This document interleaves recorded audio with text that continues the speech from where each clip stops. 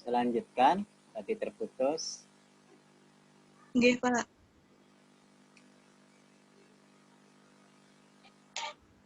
Ini ada tahapan-tahapan, langkah-langkah. Kok langkah-langkah peramalan? Ini gimana sih? Katanya tadi penentuan interval. Kok ini langkah-langkah peramalan? Ini penentuan interval, kok langkah-langkah peramalan? Itu maksudnya kita meramalkan itu pakai dengan menentukan interval ini, Pak. Ya, berarti yang lebih tinggi yang mana? Ini apa ini? Kalau lebih tinggi ini ya ini dulu. Ya. Jadi nomor 2 ini adalah analisis time series change. Itu ya. Nomor 2 ini bukan itu berarti, tapi analisis time series change.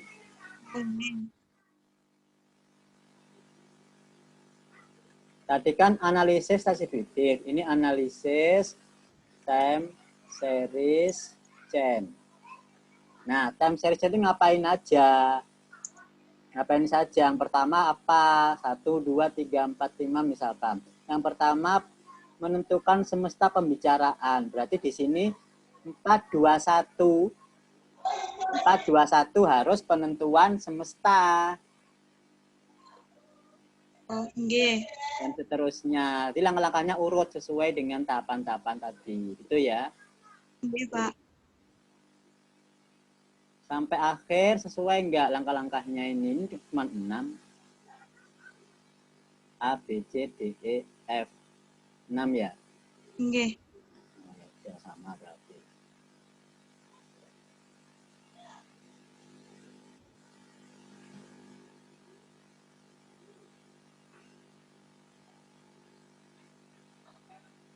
Ini hasil peramalannya. Hasil perbandingan ramalannya mana kok nggak ada, Mbak? Oh, berarti itu dibandingkan terus kita cari semacam errornya itu ya, Pak? Iya, segini sampan ini kan tahun yang sama. Datanya kan punya tahu yang asli. Nggih. Dibandingkan errornya berapa. Oh, nggih. Kalau perlu selain tabel digambar. Pakai titik-titik. Titik-titiknya nanti kelihatan berimpit apa tidak. Sama juga digambar errornya. Jadi nggak bisa tabel tok itu. Harus ada gambar. Yang dibutuhkan itu memang gambar yang lebih informatif. Karena orang non matematik, non statistik itu lebih suka gambar daripada angka. Oh, nggih, Pak. Karena di sini PKL yang bermanfaat bagi instansi notabene bukan akademisi, ya kan? Nggih. Jadi harus lebih informatif, gambarnya yang penting itu. Dan dijelaskan. Nah, seandainya errornya itu misalkan kecil, selisihnya kecil itu berapa? Kecil itu harus tahu ya apa batas interval dikatakan kecil atau besar itu. Jadi di situ kelihatan sehingga nanti bisa digunakan untuk tahun 2020 misalkan. Kan di sini sampean tidak cukup ini namanya pemodelan pakai fase. Kenapa pemodelan? Karena tahun ini kan datanya sudah ada. Nggih, Pak. Tahun ini dimodelkan, terus dicari errornya. Errornya kok kecil, bisa dipakai kalau begitu. Kecil itu kalau digambar kelihatan ya, nggak terlalu jauh. Digambar tuh kelihatan perbandingannya. Ini berimpit, ini sedikit, ini senggang sedikit. Nah, nanti kalau memang itu bisa diterima secara statistik, artinya tidak terlalu jauh errornya, maka bisa dipakai untuk meramalkan di tahun yang akan datang, katakanlah tahun 2021, karena 2020 mau habis. Oke. Gitu ya. Nggih, Pak. Artinya begini, sampean ini tujuannya adalah memang untuk meramalkan. Kalau untuk meramalkan ketemu modelnya apa selesai kan enggak, tapi digunakan. Enggak sekedar mengetahui juga itu digunakan. supaya manfaatnya bisa dipakai untuk mencari atau meramalkan periode-periode yang akan datang. Tujuannya kan itu. Paham Nggih. ya? Nggih, Pak. Itu sehingga kesimpulannya nanti kesimpulannya tuh bagaimana errornya, kan sama tujuannya untuk mengetahui hasil ramalannya. Hasilnya bagaimana, errornya kecil apa tidak. Nah, kemudian untuk tahun 2000 bulan Januari 2020 lah kan sudah selesai, kok 2020 yang dipakai. Ini kurang ya, kalau bisa bukan sekedar 20 Januari 20, kalau bisa Januari 2021. Oh, nggih, Pak. Ya, karena 2020 untuk apa? Udah selesai. Begitu maksud saya. Nggih. Bisa dipahami? Ada yang tanyakan lagi? Nggih, insya Allah belum, Pak. Nanti Belum kalau ya. sudah ada yang ditanyakan, saya tanyakan jenengan. Oke, melalui grup ya. Nggih, Pak. Biar lainnya semua tahu. Nggih. Mbak Nur sudah, Mbak Alfi sudah, Mbak Resti sudah. Saya nggak komentari Mbak Jami karena belum hadir ya. Nggih, Pak. Nanti atau kapan. Sudah, Pak. Nufis sudah gabung. Sudah, Pak. Oh, Mbak Jami sudah gabung. Nggih, ngapunten Pak, habis kegiatan di pondok yang tadi. Oh, gitu ya. Ya wes, apa-apa. Gabung yang penting. Mbak Jami Atus dengan judul, nah ini analisis kesejahteraan rakyat. D-nya dihapus ya. Oh, nggih, Pak. Kesejahteraan rakyat Kabupaten Blitar. Kenapa bukan di? Ini Mbak, filosofi bahasanya. Kesejahteraan rakyat itu bukan benda, bukan orang yang bisa atau yang harus punya tempat. Iya kan? Kalau orang punya tempat di, karena keterangan tempat kan di. Tapi kesejahteraan itu bukan tidak punya tempat, tapi melekat pada tempat. Paham maksud saya ya? Jadi seperti kesejahteraan rakyat Kabupaten Blitar. Nggak perlu di. Kalau di itu orang di Kabupaten Blitar boleh. Tapi kesejahteraan pendidikan Kabupaten Blitar, pendidikan rakyat. Nah, pendidikan kan abstrak yang nggak punya tempat. Nggak boleh kata di. Terus pemenggalan kalimat setelah rakyat di enter, Kabupaten Blitar di enter, menggunakan metode fase di enter, multi di enter. Ini karena pemenggalannya harus sesuai. Jadi analisis kesejahteraan rakyat Kabupaten Blitar. Kalau kabupaten kepanjangan cukup disingkat KAP gitu ya. KAP Blitar. Menggunakan metode fase, bawahnya multi kriteria division median. Jadi pemenggalannya sesuai, bukan cantik-cantikan segitiga gitu ya. Oh, nggih, Pak. Harus sesuai makna. Oke. Rumusan masalahnya bagaimana analisis tingkat kesejahteraan sosialnya kok pakai bahasa Inggris, Mbak? Oh, nggih, Pak. Mungkin nganu itu. Otomatis komputer ya. Nggih. Kemarin sih sudah saya settingkan juga. Tapi mungkin pas itu lupa. gitu. Nggih. Terus kalau singkatan huruf besar semua ini, Mbak ya. Oh, nggih. Ini besarnya cuma M dan M, padahal ini MCDM. Oh, kelewatan berarti, Pak. Oke. Termasuk ini. Rumusannya bagaimana analisis tingkat kesejahteraan.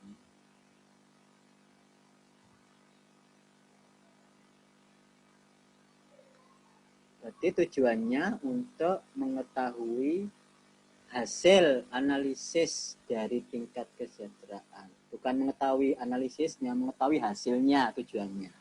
Nah, di kesimpulannya itu kan hasil analisisnya, toh Mbak?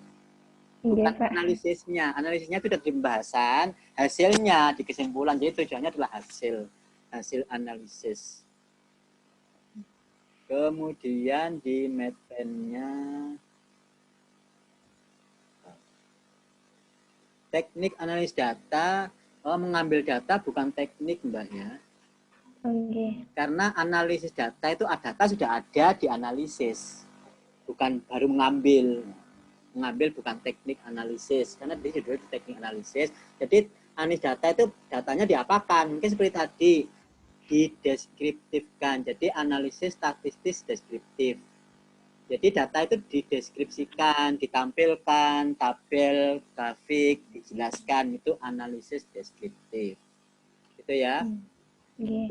Lah kok mempresentasikan permasalahan? Ngapain? Jadi nggak perlu. Kok mempresentasi? Ini sampean tulis di teknik ini yang dilakukan di pembahasan. Tadi ngikutin nggak pertama belum ya? Jadi apa yang dilakukan di sini dilakukan di pembahasan. Kayaknya kurang banyak di sini, masa cuma 2? Karena langkah-langkah fase MCDM itu kan banyak toh Mbak, dijelaskan di sini secara rinci. Oh, iya Pak. Banyak. Nah ini kan yang Berarti langkah-langkahnya itu dimasukkan di situ gitu Pak. langkah-langkahnya. Langkah-langkah misalkan apa-apa, tapi singkat-singkat aja gitu. Inti-intinya gitu aja ya Pak. Betul. Jadi yang pertama ini analisis deskriptif data.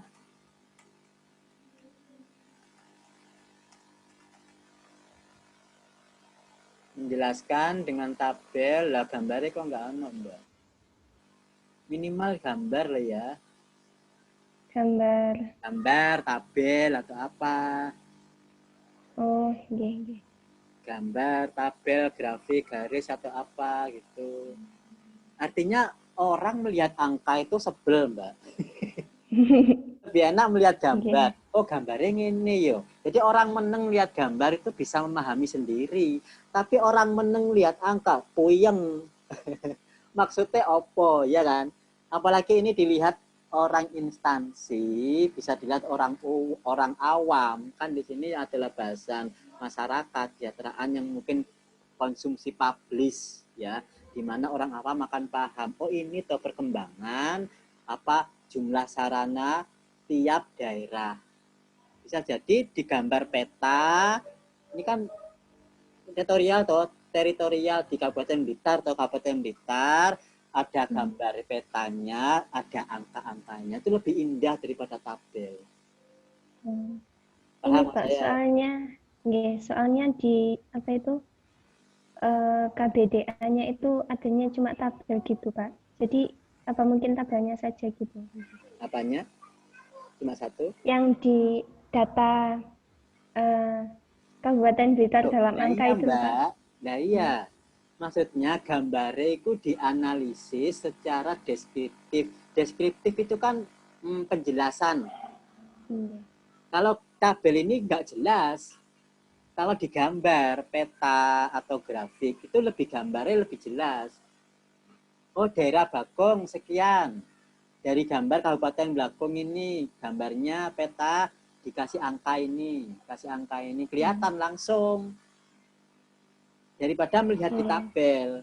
Itu namanya merubah tampilan dari tabel ke gambar yang lebih informatif, lebih menarik, ya kan? Kemudian jangan lupa kalau bisa dibuat gambar perbandingan. Gambar pakai grafik. Bisa dibandingkan jumlah sarana kesehatan itu mana yang paling tinggi tabelnya. Oh ternyata di kecamatan ini kan ketahui. Jumlah sarana prasarana paling tinggi di mana? Oh di kabupaten ini tahu. Nah itu kelihatan. Yang menjelaskan itu pakai kata-kata sampean, loh Mbak. Gambar dari grafik yang menjelaskan. Oh yang ternyata paling tinggi ada di kabupaten ini, paling rendah ada di kabupaten ini. Nah itu namanya analisis deskriptif. Dan jangan lupa selain itu dicari rata-ratanya. Oh rata-rata jumlah sarana di Kabupaten Blitar sekian tahun ini. Sekian rata-ratanya di Kabupaten Blitar. Itu minimal rata-ratanya. Paham ya? Nah sama coba menampilkan data atau analisisnya nggak ada. Harusnya ini lampiran malah kalau nggak ada penjelasan. Iya toh? Ini kan data murni, data mentah, belum diolah. Belum diolah secara statistik deskriptif. Kalau ini kan pengolahan data secara fase. Ya, secara fase. Jadi bukan pengolahan data isinya. Tapi apa tadi? Fase, analis fase. Ya, ini salah lagi teknisnya. Oke. Jadi di sini analisis apa Mbak? Fase apa Mbak? Fase multi kriteria Nah, decision fase making. apa gitu loh. Nah itu judulnya 42 analis fase. Pertama ngapain gitu ya. Oke.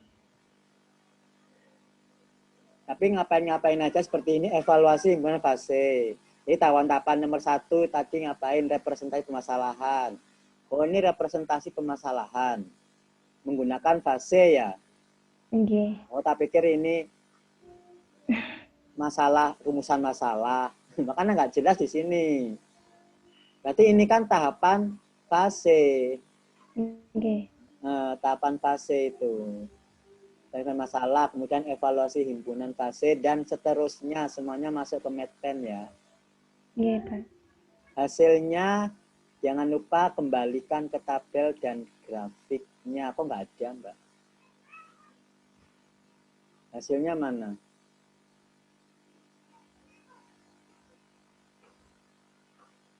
Hasilnya.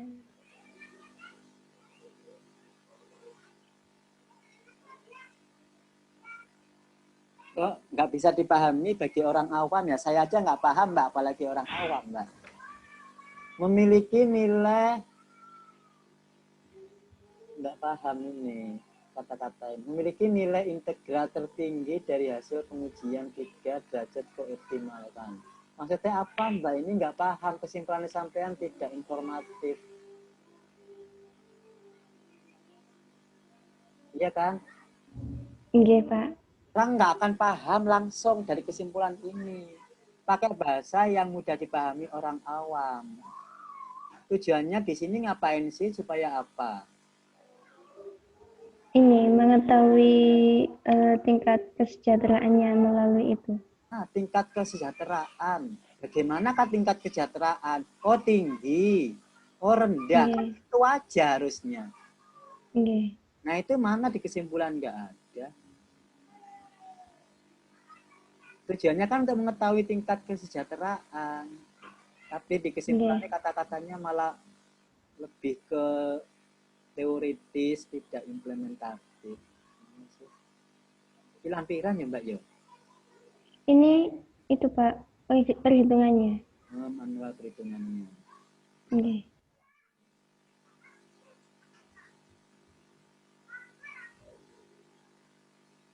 Setiap tabel ya harusnya tabelnya di atas ya. Namanya tabel. Nah ini yang nggak sesuai. Bagaimana tingkat kesejahteraan kabupaten itu ya harusnya kata-katanya kualitatif, bukan kuantitatif. Kuantitatif itu kan angka-angka ada di pembahasan. Tapi maksudnya apa? Itu kuantitatif, misalkan tingkat kesejahteraan tinggi, makmur atau apa. Tapi kualitatif gitu loh Mbak, bukan angka. Nggak paham orang gini maksudnya ini apa, ya toh? Nah, dengan gunakan kata-kata yang lebih informatif. Ini boleh di pembahasan, tapi di pembahasan itu kan harus ada kesimpulannya. Artinya apa? Nggak ngerti orang-orang maksudnya apa, alfa nilainya ini ketemu ini. Nggak penting itu bagi orang awam. Ya Mbak ya? Oke, berarti yang kesimpulannya lebih kualitatif. Oke, Pak. Artinya sesuai dengan rumusan masalah adalah tingkat kesejahteraan. Namanya analis kesejahteraan ini untuk mengetahui tingkat kesejahteraan kan tujuannya tadi. Untuk mengetahui hasil analisisnya kan mengetahui tingkat kesejahteraan.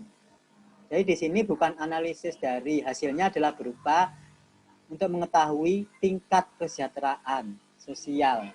Kok yang paling baik? Maksudnya apa?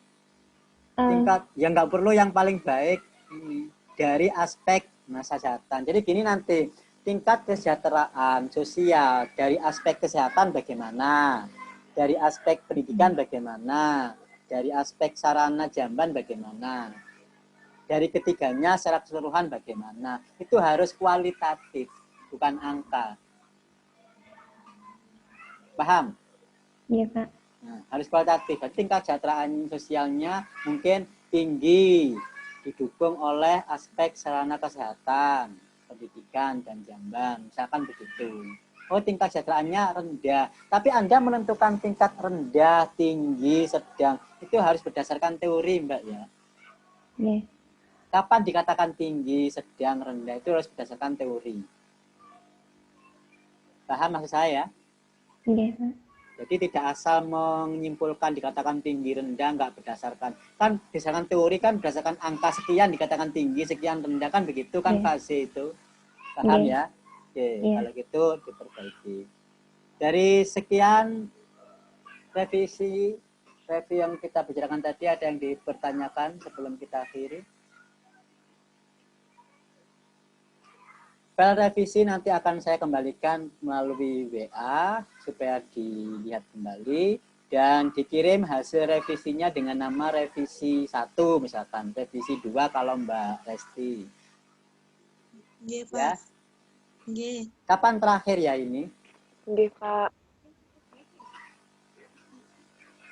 Kapan terakhir? Terakhir nomornya, Pak. Untuk mengumpulkan revisinya apa? Ngumpulkan ke jurusan kapan terakhir? Oh, nek jurusan terakhir. Oktober. Oktober. Lah kok jurusan sudah woro-woro melalui grup, melalui chat WA kan sudah woro-woro suruh ngupload.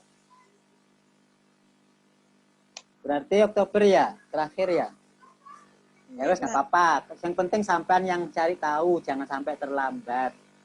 Kapan terakhirnya segera direvisi. Kalau saya lupa membuka email, buka revisinya sampean, ingatkan kembali ya. Nggih, Pak. Jangan sungkan-sungkan bertanya, mengingatkan kembali melalui chat grupnya. Karena bisa jadi saya banyak kerjaan lupa gitu. Seperti ini tadi kan lupa lama. Ya. Iya, Pak. Iya, Pak. Oke, kalau nggak ada yang mau ditanyakan, Nggih. kita akhiri dengan bacaan hamdalah. Semoga bermanfaat.